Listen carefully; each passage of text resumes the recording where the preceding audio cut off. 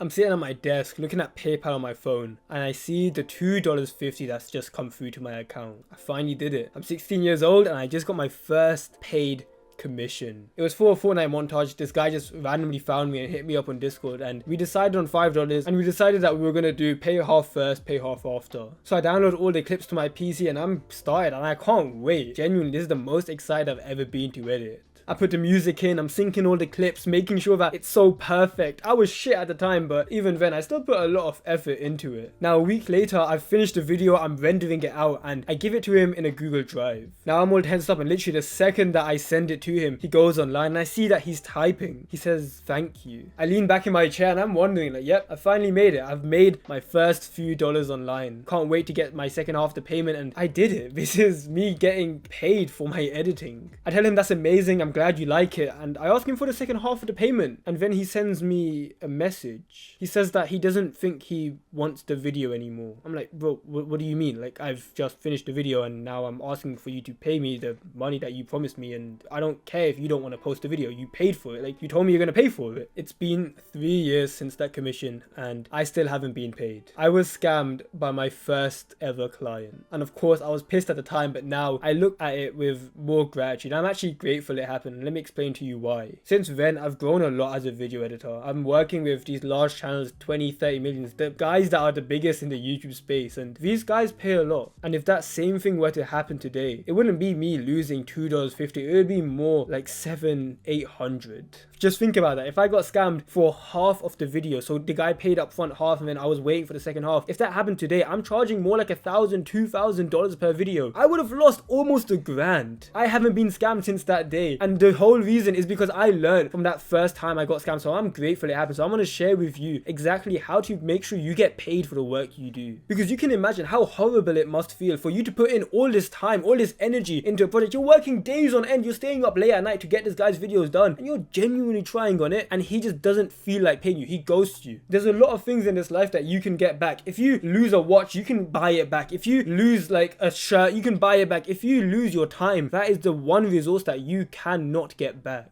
And the worst part is, I hear video editors going through this where clients ghost them. They say that they were going to pay and they didn't. They say that they didn't feel like doing the video anymore, and it hurts because it's like, it's not your fault. You watching this right now, you're a video editor and you're probably going to face a situation where you are going to get scammed or a guy tries it on you. And I don't want you to go through that feeling that I did when I was younger, when I got scammed, because it's genuinely a horrible feeling. The way you're going to do that is by charging first. And I know that sounds like the obvious answer and you're not going to want to hear this, but I have charged first for every single client that I've worked with since that day. I refuse to work with a client. In fact, I don't even consider them a client until money has entered my bank account. And call that strange, but this has served me very well, and I'm working with these huge guys. I've worked with guys with a couple thousand subscribers, a couple 100,000 subscribers, and I've worked with the largest channels on YouTube as well. And after working with literally, I think around 200-300 creators over that time, I can tell you that I know how to not get scammed. So I find it so silly when someone says that, oh, charging half first and half after isn't that bad. It's like you're shooting yourself in the foot. Because of course with charging first you have the benefit of safety. You know you're going to get paid no matter what because you've literally already been paid. But second of all, it's actually better for the client. Just think about how much more motivated you'd be. That almost like that kick up the arse when you know that this guy has already given you money and now you have an obligation to make this video good, to actually try on this video. Because I've had times when I'm coaching editors and they'll tell me about how they have a video that they need to do and the guy's paying them a lot, but they just don't feel that natural motivation inside of them. And I ask them why, and it always comes down to them not having any like monetary incentive. It's weird. It's like they're getting paid a lot, but they don't feel like they're getting paid much because they haven't even seen the money. So if you charge first, you actually feel more motivated to edit.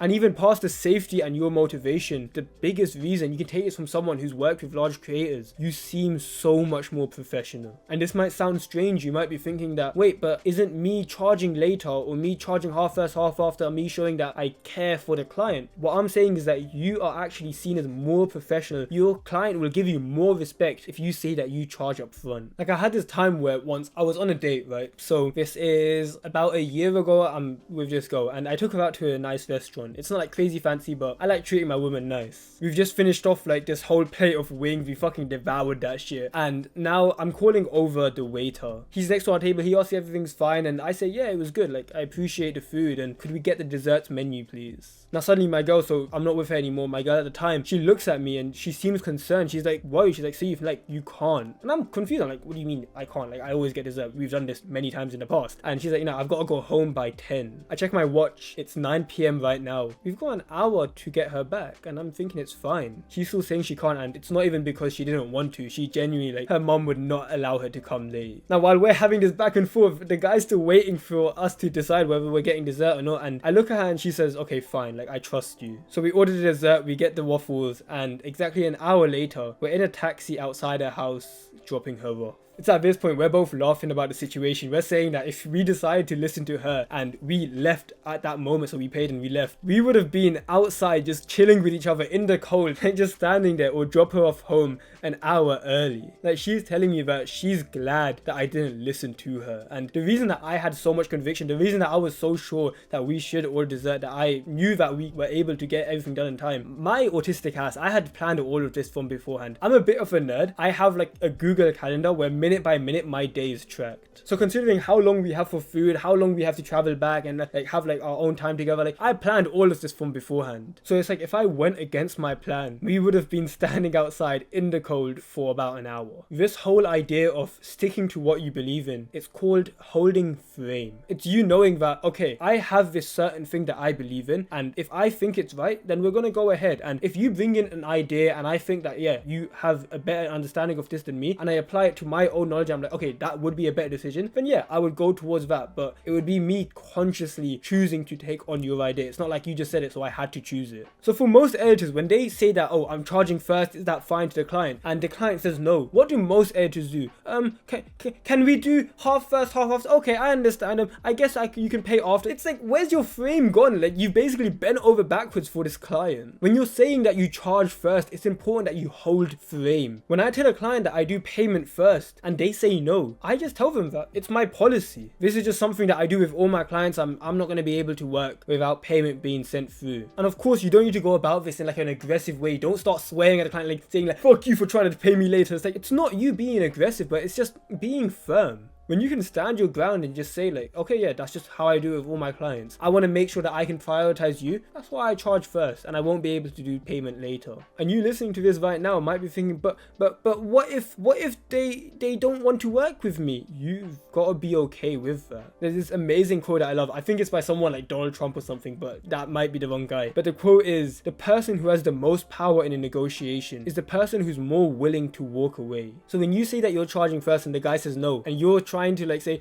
but please, okay, I'll do charge after, please just work with me. Is that you showing that you're willing to walk away, or is that showing how clingy you are? Where's the power going? Obviously, it's gone back to the client. And literally like 99% of the time that you do payment after, the guy probably isn't going to scam you. But the problem isn't even you getting paid the money. I just want you to think about who's the type of person that isn't willing to pay their employees up front. Unless it's like a guy you know personally, like real life, where you've really connected with this person, they're probably someone that doesn't know how to treat their editors. You can imagine if someone's so stingy about money but they're not willing to pay up front for a certain video, they're probably not the nicest person to work with. This is something I wish a lot more clients actually understood. So they're probably not watching this video, but I wish that a lot more clients learn about employing skills. Like learning how to treat their editors, literally reading books. Like I've literally read books about how to lead a team. Like I've read How to Influence People. I've read Influence. I've read Millionaire Fastlane. I've read 4 Hour Workweek, where it talks about hiring people. Like I've read books on how to hire people. So I hope that the way I communicate is a lot nicer to my editors. But for most clients, let's be real, you've probably had a client like this. They treat you like shit. They're so tight on deadlines, and when you miss a deadline, it's not like they try helping you. They start telling you that they're gonna fire you and shit. I'm telling you that if there's a client that you've had that's like that, that's an arsehole, you probably did charge after. You probably didn't charge up front, did you? When you charge up front, you basically filter all the arseholes who aren't willing to invest into their channel. And as editors, we want to work with people that actually want to invest in their channels. We want to work with creators that are willing to pay money to us. Like, you've got these huge dreams as a video editor. If you're watching me, you probably want more than the majority of editors. Literally, like 99% of editors fail. Realistically, 1% of them actually make it. So you probably want to be part of that 1%. And along your journey, you're going to realize that a lot of clients, they are bad clients. And I hope that doesn't derail your career, because you might lose hope. You might be thinking that nobody ever pays much for a video. There's not enough high paying clients out there. But I promise you, there are good clients out there. There are guys with millions of subscribers that are willing to pay not even 10, 20, 30 bucks per video, not even hundreds, but thousands per video. You might not have had it happen to you, but I wouldn't have believed it. If someone told me when I was younger that, oh yeah, there's an editor making thousands per video, I wouldn't believe you. Now, I'm telling you from someone who's gone through the journey that you want to go on and has done it, that is possible. Because as you're looking for clients, you're outreaching, you're getting people coming to you, you're looking on these servers. 90% of them, you want me to be honest, they're going to reject you. And then 90% of the ones that are left, they're alright, they'll work with you. But then it's only 10% of those that'll actually change your life. It's the top 1% creators that will pay you enough that money is no longer something on your mind. If you're a video editor going on that journey where you're becoming a top 1% video editor, I'd love for you to join us. I make all my content for you. I share my lessons, things that I've learned, things that I'm learning. So I'm still going on my own development journey. And yeah, I'd love for you to join us. You can scroll down right now, click the red subscribe button and go watch this video here. It's something YouTube recommends. Take care. Peace.